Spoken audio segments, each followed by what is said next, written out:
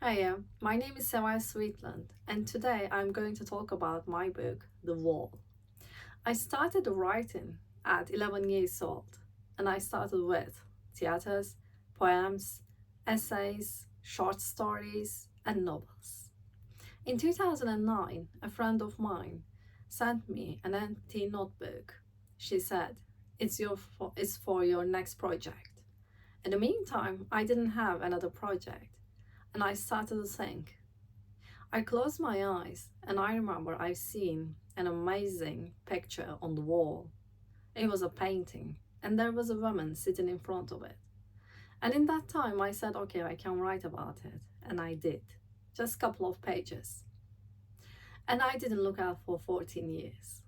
And one rainy Sunday, when I was sitting home, I remember my project. And it was, of course, 14 years later. It was so childish for me because I was grown up and I was an adult. And I remember I said, okay, I remember the whole project and I remember what I was going to write, but I never did. And I started to write chapter by chapter. Somehow, after writing so many chapters, I left the book because I'm always thinking we need a time after finishing something to looking back and seeing our mistakes and the strong sides in the book. And a couple of months ago, when I found them, actually I was surprised because I've seen so many different chapters and I didn't know I did write so much. About my book, it started with Daniel, my main character. He has a house in the city center. It's very local, very city center, and he's renovating his house with an interior designer, Geraldine. Well, actually, Daniel thinks they have a great job together, but Geraldine, of course, she's not thinking the same way because Daniel is an architect and he's asking so many questions and he's thinking so detailed. After they're finishing the house, they notice there's only one room left, and Daniel's asking what I'm going to do here because obviously the whole house is renovated, but one room, which is next to entrance, is still empty. Geraldine doesn't want to do that anymore, and she's just sick of that situation. That's why she's recommended a friend of her to Daniel, Evelyn, the other main character, and step in the story. They started to think about and talk about the house and that room, of course. But Daniel is taking everything so detailed and he's not sure. And in the end, they're finding themselves in a story. They started changing each other, but they don't even notice. When they are starting to talk about the room, Evelyn is asking, what kind of art do you want in this room?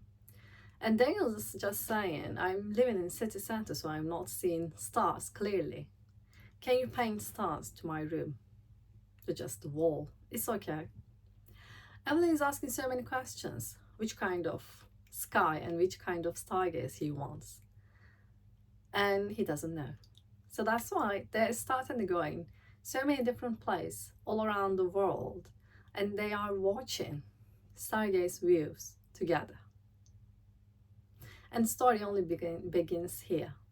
And then they're noticing so many things about themselves. The wall, starting with the physical walls and then metaphoric walls, they are becoming our part of personalities. And it's becoming a metaphor about our boundaries to the other people. In the end, they're noticing so many things about themselves, like Evelyn likes poems and Daniel's writing amateur poems. And also Daniel has a huge room which maps inside globes he's doing himself. So they have a good friendship, but when they are thinking everything is going well, the other character, Blue Eye Stranger is coming.